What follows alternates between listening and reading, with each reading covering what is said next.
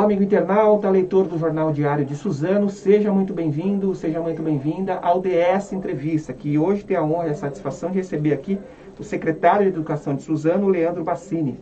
Você pode participar dessa entrevista encaminhando sua mensagem no WhatsApp do Jornal Diário de Suzano, que é o 47456900, 47456900, ou se você preferir, deixe a sua mensagem na própria live do Facebook do Diário de Suzano.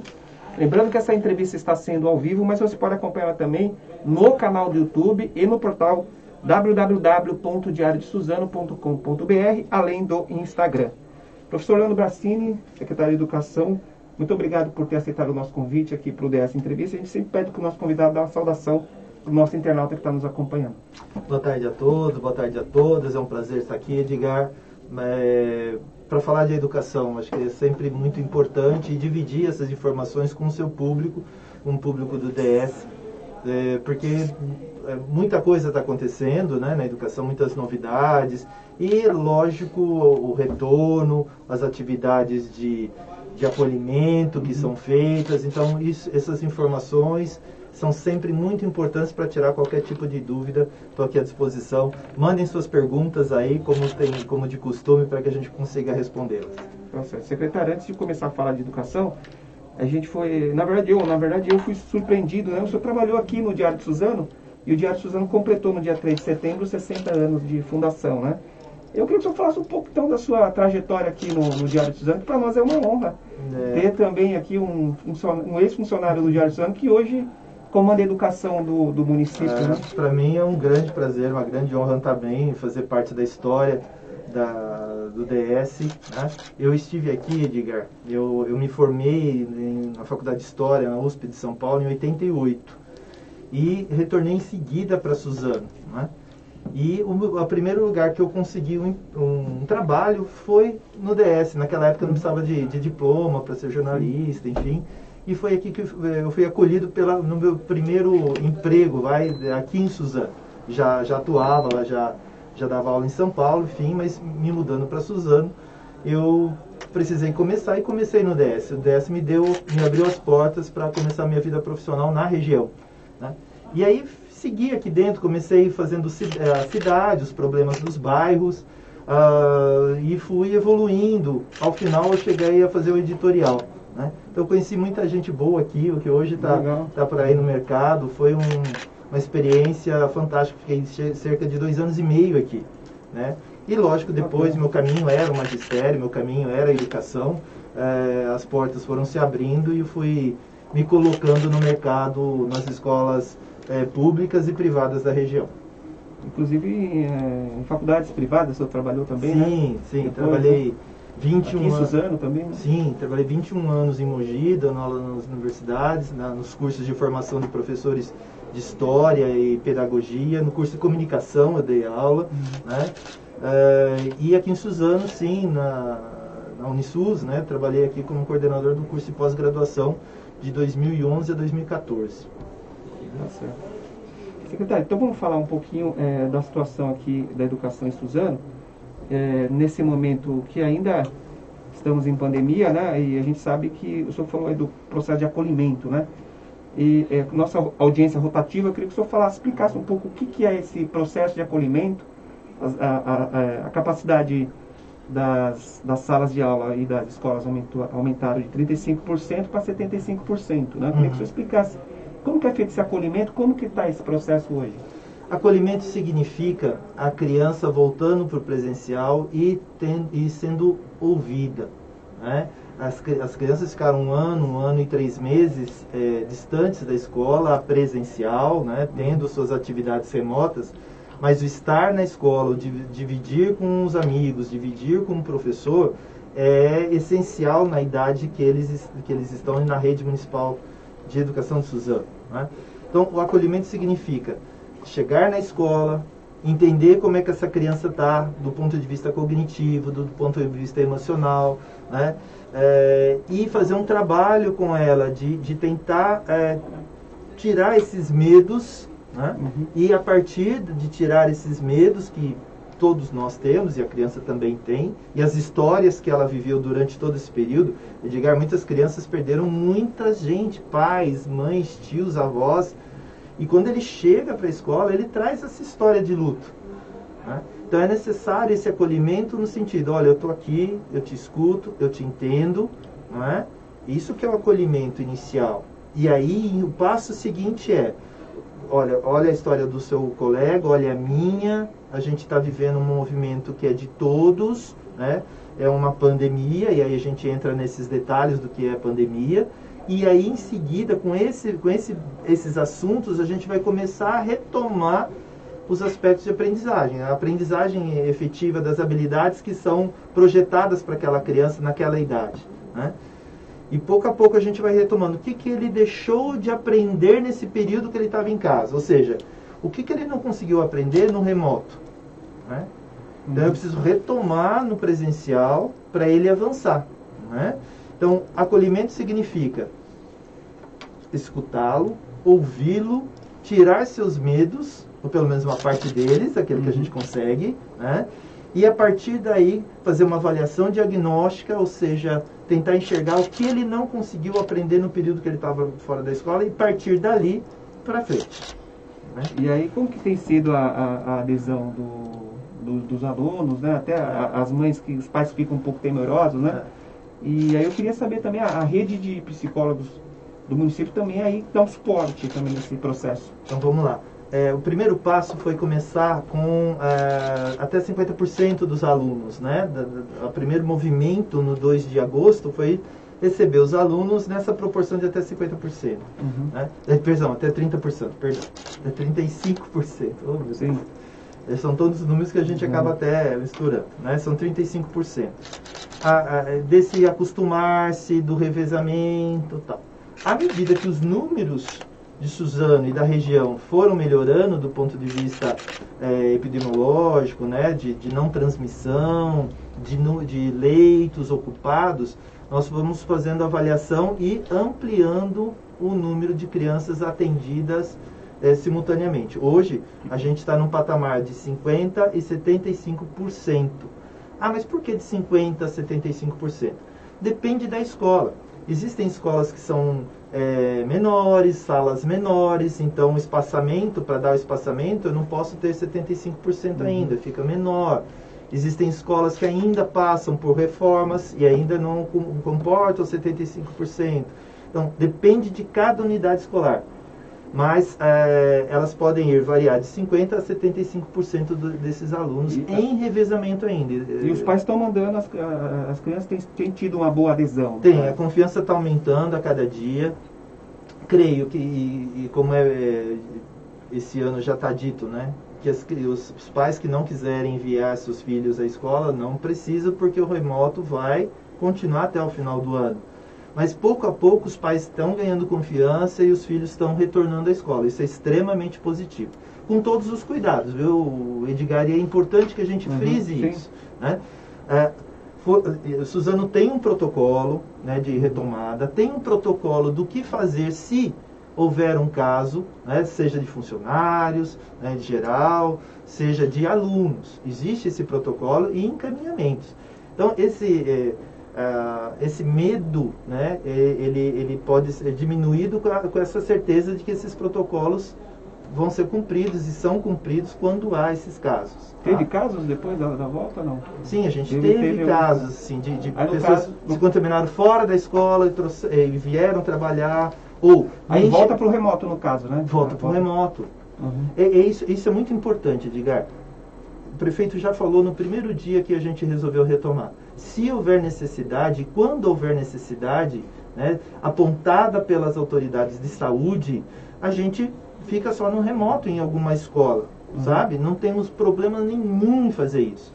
Porque a gente tem que garantir essa segurança do servidor e das crianças.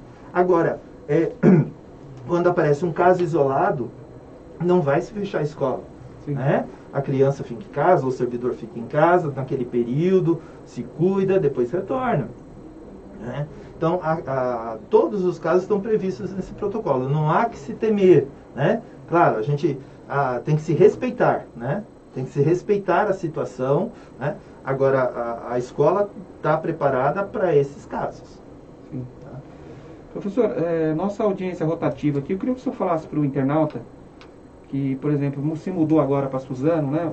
Qual que é a responsabilidade que tem hoje a Secretaria Municipal de Educação sobre as séries? Quais séries que estão sobre o guarda-chuva da Secretaria de Educação de Suzano? Eu queria que você explicasse, porque às vezes tem escolas que são do Estado e não tem nenhuma responsabilidade por parte da Prefeitura, mas a Prefeitura está perto do munícipe, né? Sempre vai cobrar a Prefeitura. Eu queria que o senhor falasse, deixasse assim, um pouco mais explicado qual que é a responsabilidade hoje. Isso, aqui em Suzano a gente tem a educação infantil, ou seja, creche e pré-escola, sobre responsabilidade exclusiva da Prefeitura.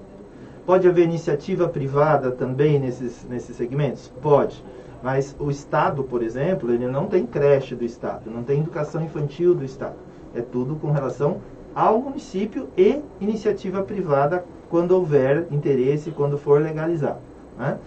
Também o município atua nos anos iniciais do ensino fundamental, ou seja, de 1º ao 5º ano. Nós atuamos nessa área. Existem algumas escolas do Estado que também atuam de 1º ao 5º ano. É verdade. É uma responsabilidade compartilhada. Tá? Então, explicando melhor. Educação infantil, responsabilidade do município. Educação infantil é creche, pré-escola. De 1º ao 5º ano, é uma responsabilidade compartilhada. Porém, a prevalência é da Prefeitura. Tá? De 1º ao 5º ano. Embora, né, se é compartilhado, o Estado atua onde o município não consegue, porque a demanda é muito grande. Então, o Estado vem e atua também para dar conta da demanda de 1º ao 5º ano. Tá? Ensino Fundamental 2, ensino médio, pertencem já ao Estado. É o Estado que atua aqui em Suzano nesses dois segmentos. Educação de jovens e adultos. Para quem está começando agora a ler e escrever, o município atua nesse primeiro termo que a gente chama, primeiro e segundo termo, que é aprender a ler e escrever. Logo, os primeiros movimentos, as primeiras letras, o início desse processo.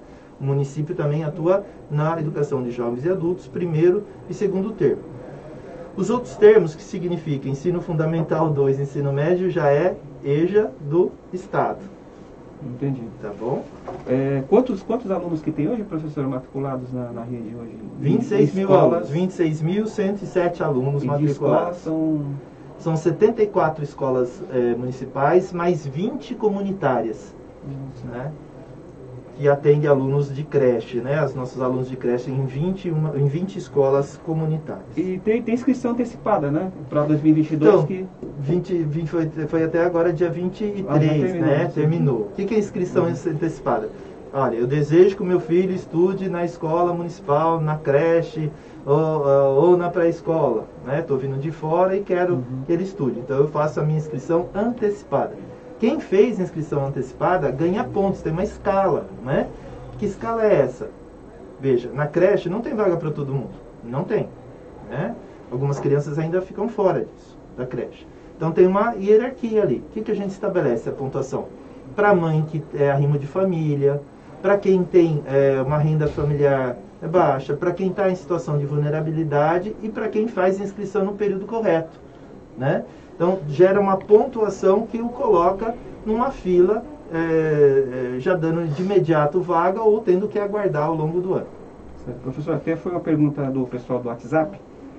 Os prefeitos da região, inclusive os que compõem o CONDEMAT, reconhecem que uma grande dificuldade na educação é a questão de creches. Né? Existe um déficit no Alto Tietê e no meio de creches. Quais são as ações que Suzano tem implementado para tentar reduzir esse déficit de creche? No Brasil inteiro, tá? Não é só no Alto Tietê, no Brasil inteiro o problema é a creche. A creche ainda não é universalizada. Pré-escola, 4, 5 anos e ensino fundamental, de pré-escola em diante, é universalizado. Ou seja, a gente tem que atender 100% das crianças. Tá? A creche ainda não tem essa universalização. Por isso que a maior parte da cidade sofre com essa demanda por creche. Né? Então, como é que a gente faz para diminuir essa fila que é desde o início do momento que a creche foi implantada? Aqui em Suzano, com a nossa gestão, a gestão de Rodrigo Axux, 3 movimentos básicos. Primeiro, a construção de mais creches. Nós passamos décadas sem construção de creches e agora a gente retoma, já construímos várias delas e estamos construindo outras. Segundo, a ampliação das creches com construção de salas naquelas escolas que têm terreno para ampliar, que têm terreno para avançar. Ou seja, eu tenho uma escola, tem espaço, eu posso construir mais salas, dependendo da creche, eu amplio o refeitório, amplio os banheiros, né? Mas eu já tenho a estrutura montada, então eu só construo sala de aula ali, né? E outra é o conveniamento, é o chamamento das organizações sociais de Suzano, que já tem uma expertise com crianças, que já faz um trabalho social com crianças, que tem uma estrutura que o edital coloca como adequada e participam desse chamamento. Dessa forma, o município paga por cada criança que aquela organização atende, né? Claro que cada organização tem um projetinho, né? Que diz, olha, eu posso atender até 50 crianças. Ok, então a gente encaminha 50 crianças. É dessa forma, Edgar, que a gente vem diminuindo bastante a fila. Quando nós chegamos aqui, a fila era para mais de 3.000 crianças esperando, né? A gente já foi até 600, hoje a gente está em 1.200 crianças na fila. Né? Então, essa variação é em função do número de pessoas que chegam em Suzano, né? Suzano é uma cidade que cresce demais, os condomínios eles estão em toda parte e faz com que o afluxo seja grande, né?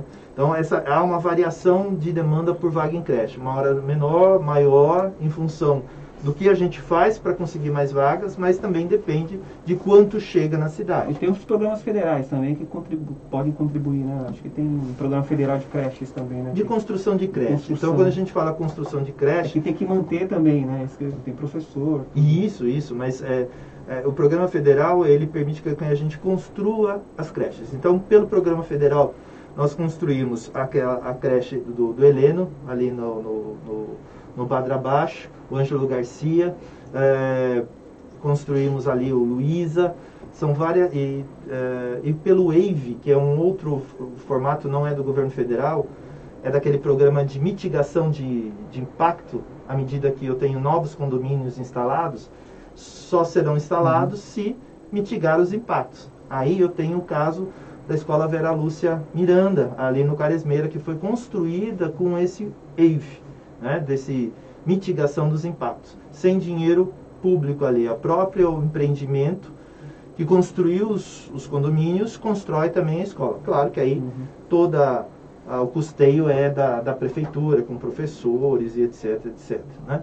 Mas é dessa forma, o governo federal ele tem modelos de creche. A gente faz opção pelo sistema do Ministério da Educação e, se aprovado, há uma construção dessa creche.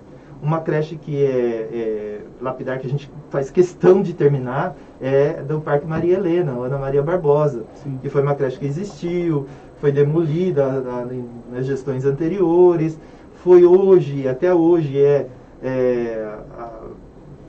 recepcionada na creche, na escola Luiz Romanato, e que está sendo construída de novo com uma verba federal, né? E aí os repasses vão chegando, a creche vai sendo construída, né? Então é dessa forma que o governo federal nos ajuda. Agora, para saber quando vai reduzir essa fila é bem difícil. É o que o senhor falou, vai surgindo outros empreendimentos, está sempre em movimento na cidade. Está sempre em movimento, exatamente. E assim, Edgar, alguns pais, olha, não quero que meu filho vá na creche. Quero que ele fique em casa até os 3 anos, aos 4 anos ele vai para a escola. Ok. Quer dizer, não existe essa obrigação, né, é um direito da criança, mas a família também pode optar por ir depois com 4 anos. Aí é obrigatório. Professor, até foi uma pergunta que o pessoal fez no WhatsApp também em relação à vacinação dos educadores da rede municipal de Suzano. Como está essa questão da vacinação?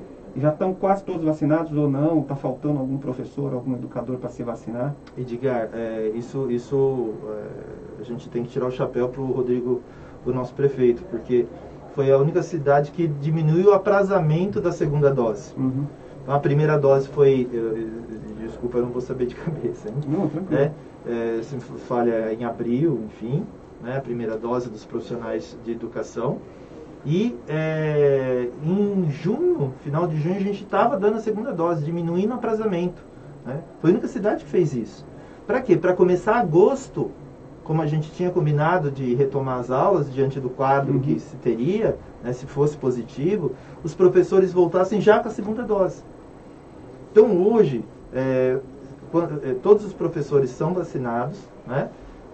Se faltar alguém, falta muito pouco, porque teve um problema de saúde, não pôde se vacinar na época certa, etc, etc. Mas, assim, a grande parte, não só de professores, dos profissionais da educação, né? O que garante mais segurança, né, no retorno. Né? Essa era a ideia, sabe? A gente queria muito voltar, e o Rodrigo sempre defendeu isso, voltar com segurança, voltar com a máxima segurança.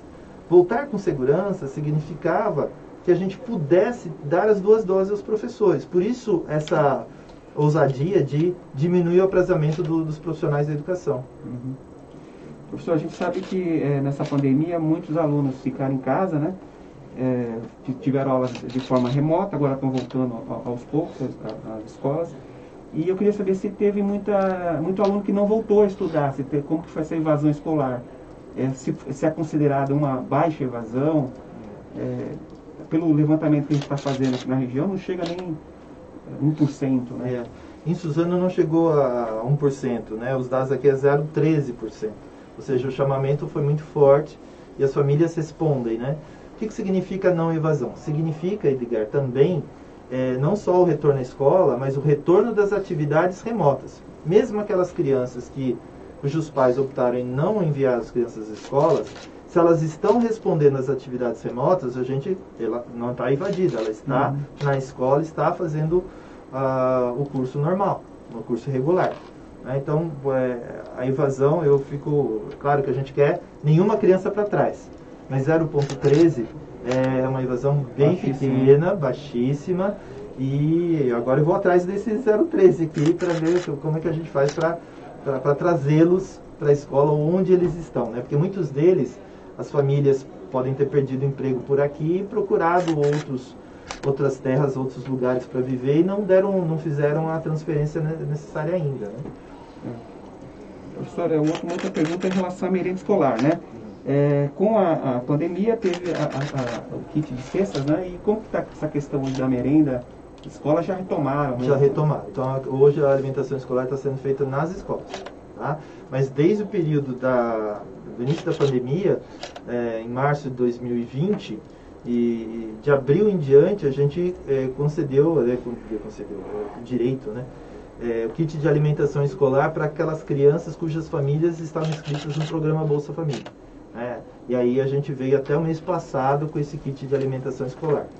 Sim.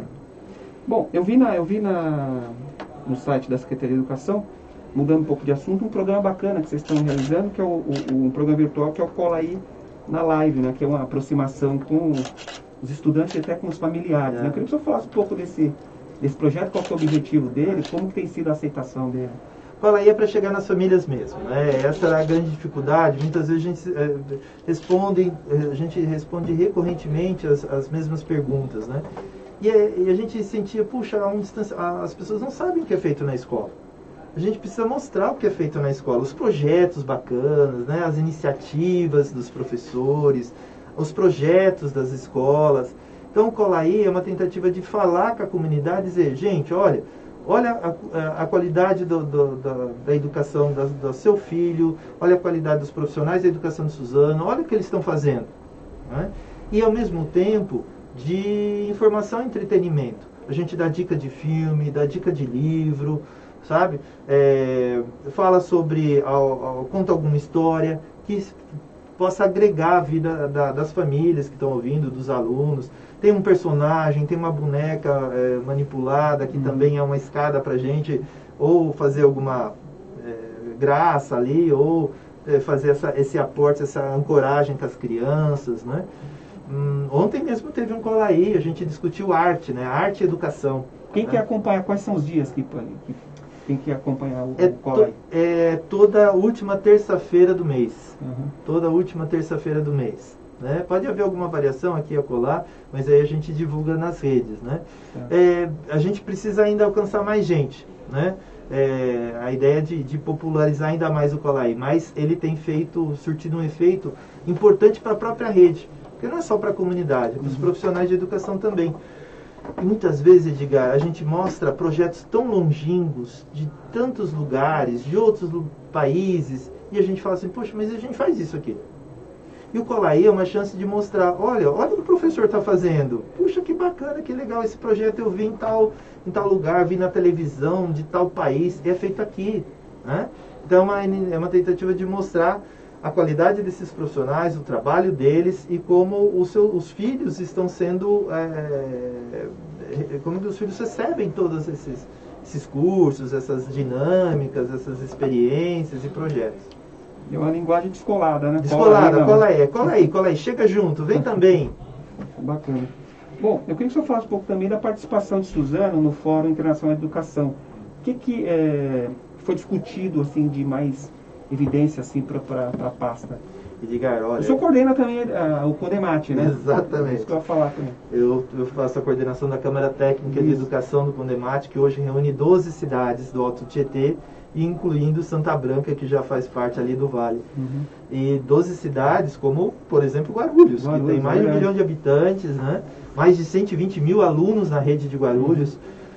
É um universo, né? São mais de 3 milhões de pessoas vivendo na região do CONDEMAT. Então você imagina poder coordenar um fórum internacional que reúne educadores dessas 12 cidades, que reúne profissionais de educação com uma competência absurda, né? Mas o que é mais importante, a gente consegue reunir as cidades, os secretários dos municípios se conversam, um conhece o outro, sabe o que está fazendo, as preocupações, a gente divide os problemas e as soluções. O fórum é uma tentativa de discutir isso. O ano passado a gente organizou o primeiro fórum e a temática foi educação infantil na pandemia. Como é que a gente estava se comunicando com as famílias e fazendo com que as crianças tão pequenas, que não sabem ler e escrever, pudessem aprender durante a pandemia. Um baita desafio. Este ano, o segundo fórum, ele fala sobre o ensino fundamental e o início do processo de alfabetização. A criança que hoje está no primeiro ano, o ano passado estava no G5, ou seja, ele estava na pré-escola, que também não frequentou.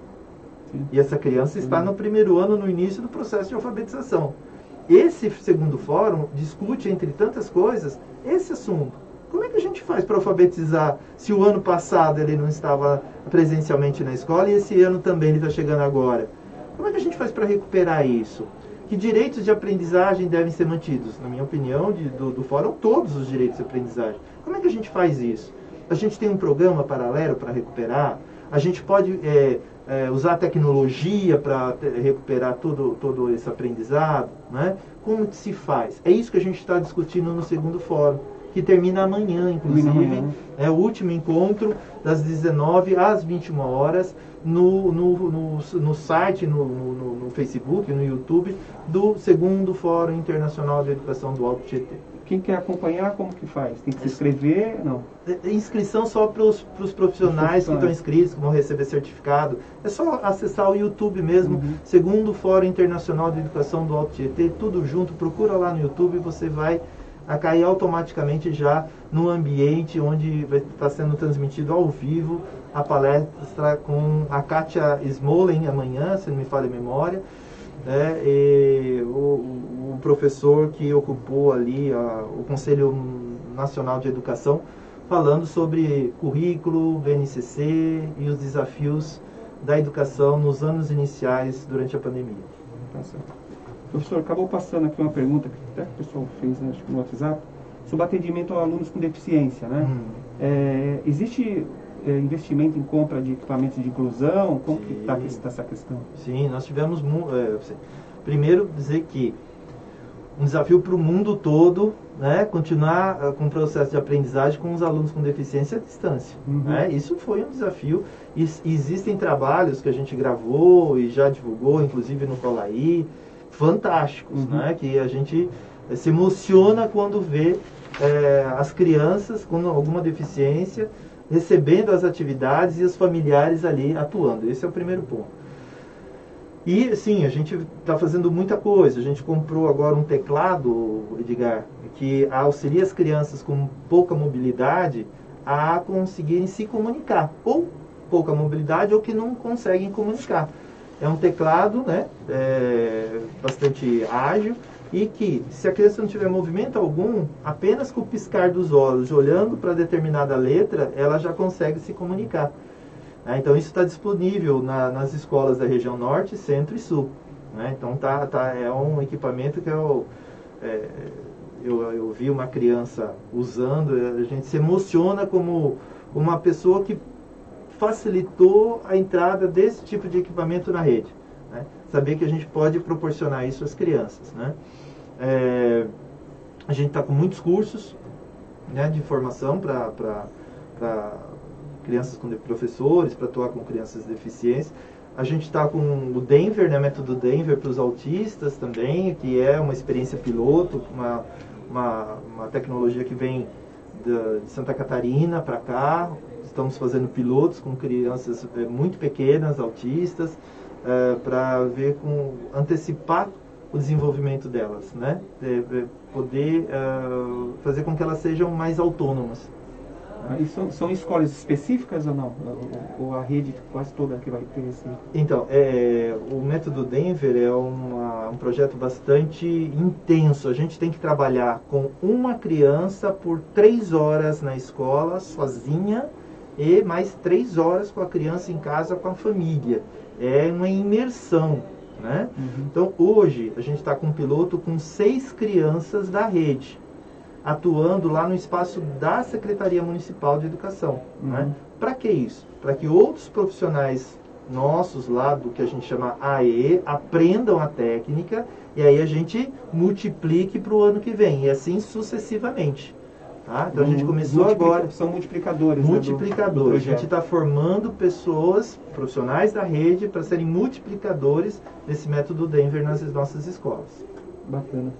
Em relação ao projeto de violência nas escolas, o que o senhor pode falar para o nosso internauta? O que tem de ação hoje? A gente tem um projeto Prevenir a Violência Escolar. Projeto esse que acabou de ser premiado no governo do estado, ficou entre as 8 iniciativas premiadas de inovação.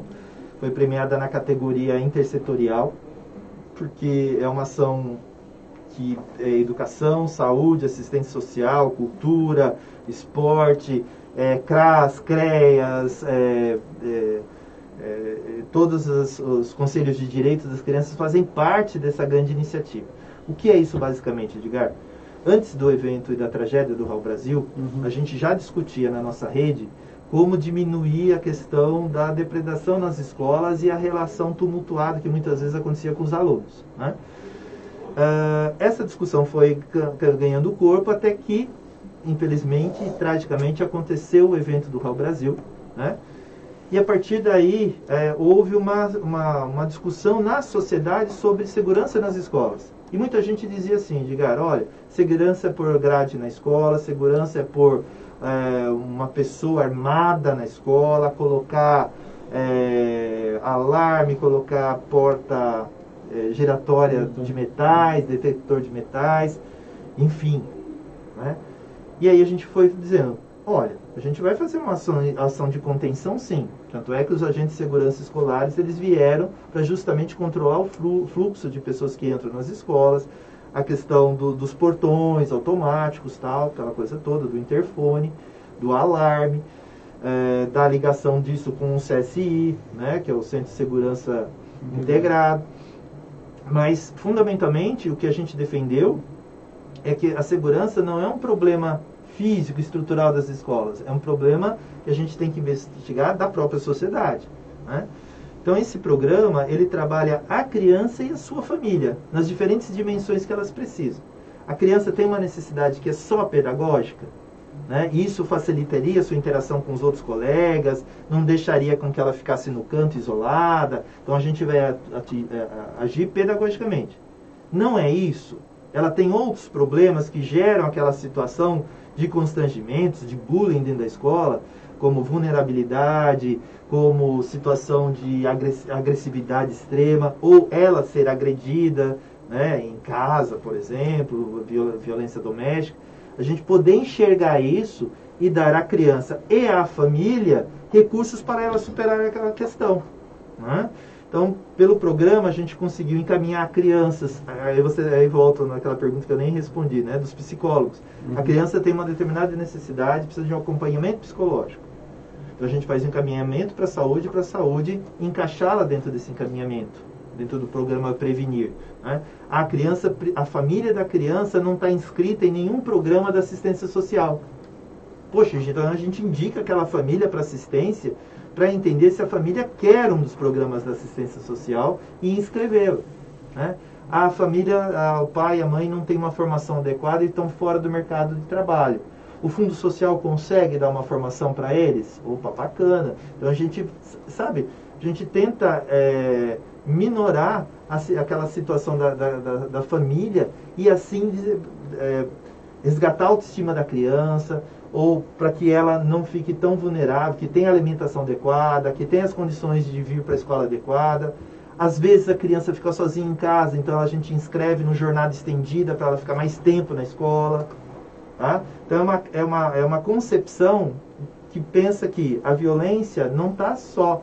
A gente não impede a violência com portões, grades, armas. É bem mais ampla, né? É muito mais ampla, é cuidar da pessoa, é cuidar da família. É intersetorial. Daí o prêmio da Secretaria de Desenvolvimento do Estado de São Paulo. Nem foi pelo prêmio da Educação de São Paulo, foi pelo prêmio da Secretaria de Desenvolvimento, por entendê-la como uma iniciativa pioneira no setor de intersetorialidade. Certo. Secretário, estamos encaminhando para o final. Mas o senhor falou do prêmio, eu lembrei aqui, o senhor teve uma reunião recente com Todos pela Educação, que é uma entidade bem conceituada na área, né? Do que está gerando essa parceria? O que o Suzanense pode esperar aí no futuro? A gente está com muitas parcerias, né? A gente está com a Fundação Itaú Social, que a gente fez um processo seletivo de 6 meses, Edgar. Foram mais de 600 cidades inscritas no Brasil todo, nós ficamos entre as 7 cidades e vamos ficar com o Itaú Social por mais 4 anos. Isso significa o quê? Isso significa um investimento muito grande na cidade e vem cursos para nós de acordo com as nossas necessidades. Basicamente, fortalecer o ensino de educação matemática, de alfabetização em língua portuguesa e de acompanhamento da aprendizagem. É isso que vem com o Itaú Social. A gente está com uma parceria com Maria Cecília Souto Vidigal, que é uma parceria que cuida da primeira infância. E com essa parceria, o que a gente já conseguiu? A gente já conseguiu desenvolver um orçamento voltado para a primeira infância, que não é só para educação, é saúde, educação, assistência social. Isso é uma inovação no Brasil, um orçamento que tenha já descrito valores para a primeira infância, ações para a gestante no campo da saúde, da criança prematura, do aleitamento materno, da inserção nas creches. Tudo isso é muito bacana, veio pelo Maria Cecília. Agora a gente está com Maria Cecília fazendo um trabalho de qualidade das escolas, das nossas creches. Isso são 12 cidades no Brasil. Das 12, Suzano e mais uma cidade representam as cidades de tamanho médio, de porte médio. Então é um estudo que vem por uma metodologia da Unesco, aplicado na Ásia, África, Europa e agora na América. E a gente tem a grande sorte e ousadia de abrir as portas da creche e escancarar, dizer qual qualidade nós temos. E a partir daí, Edgar, a gente escreveu o Plano Municipal da Primeira Infância, que é um objeto do plano de governo do Rodrigo Axuxi, que é o Plano Municipal da Primeira Infância. Finalmente, agora a gente fechou o convênio com a Fundação Getúlio Vargas, né? E esse convênio a gente conseguiu aí 100 bolsas de estudo que a prefeitura está pagando para os diretores, coordenadores pedagógicos, professores supervisores, para um MBA em gestão escolar. Ou seja, quais ferramentas mais modernas a gente pode utilizar para que a gestão da escola se torne mais eficiente, para que a aprendizagem aconteça. E foi um MBA desenhado para Suzano, não é um MBA standard, não. É um MBA pensando quais dificuldades Suzano tem. E uma das questões que eu coloquei e pontuei foi, melhorar a eficiência da gestão escolar, mas ao mesmo tempo trabalhar e desenvolver lideranças. A gente precisa de lideranças nos profissionais da educação para que todos os programas de educação continuem. E o Todos pela Educação é uma parceria que a gente está fazendo para que eles, na verdade foi uma entrevista pelo Todos, querendo saber como é que está acontecendo em Suzano o desenvolvimento de uma política de equidade na educação, ou seja, como é que a gente dá mais oportunidades para aqueles que mais precisam. Então, o Todos pela Educação veio fazer uma entrevista dizendo o que vocês estão fazendo para garantir mais possibilidades para aqueles que mais precisam. O que vocês estão fazendo para que a aprendizagem realmente aconteça com as crianças, né? Que aquilo que é ensinado realmente é aprendido. Então, o Todos veio conosco para fazer essas questões. E a partir daí deve gerar algum projeto no futuro, alguma coisa... Tomara. É isso mesmo que a gente quer. A gente quer chamar parceiros de peso. E eu faço questão de dizer, muita gente fala assim, a privatização da educação, absolutamente nada. São fundações que não têm um objetivo privatista, eles têm um objetivo de desenvolver a educação do país por meio das fundações. Então, o Social, Fundação Lehman, por exemplo, Maria Cecília, né, a Fundação Getúlio Vargas e tantas outras aí. Fundação Roberto Marinho esteve conosco também numa parceria. Né? Então, a educação, para ela se movimentar, para ela ganhar peso, para ela ganhar escopo, ela precisa dessas parcerias. Sozinha ela não consegue, ela precisa de toda a sociedade, de toda a atenção da sociedade para que a gente consiga desenvolver ainda mais, Edgar. Tá certo. Secretário, muito obrigado pela sua presença aqui, ter aceitado o nosso convite. Parabéns pelo trabalho na Secretaria. Eu queria que você deixasse uma mensagem final para a gente encerrar a nossa entrevista. Eu queria deixar como mensagem que esse período todo que as crianças ficaram no ensino híbrido, né, que ficaram no ensino remoto, e agora voltando para as escolas, toda essa defasagem que a gente sabe que aconteceu no mundo todo, ela precisa muito da parceria escola e sociedade, escola e família. Não é porque as crianças estão retornando para a escola que as famílias agora também vão deixar, agora é com a escola. Não. Para recuperar tudo, todos esses anos, esse 1 ano e 3 meses que as crianças ficaram fora, né, da escola ali presencialmente, a gente precisa que toda a sociedade se conscientize que cada ação que ela realiza deve ter um sentido educacional, deve proporcionar alguma aprendizagem.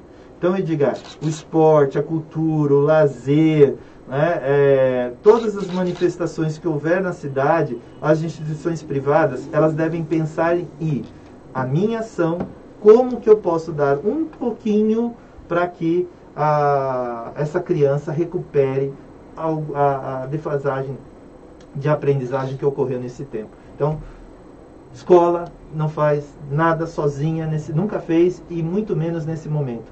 A gente precisa de todo mundo junto, né? A gente precisa de todos emanados aí para que a educação avance. Tá certo. Secretário, obrigado mais uma vez pela sua presença, a participação e os esclarecimentos que o senhor deu aqui nessa entrevista. Queria agradecer você, amigo internauta, que participou conosco aqui dessa entrevista e vai vê-la também no canal do YouTube do Jornal Diário de Suzano. Um abraço a todos e até o próximo vídeo.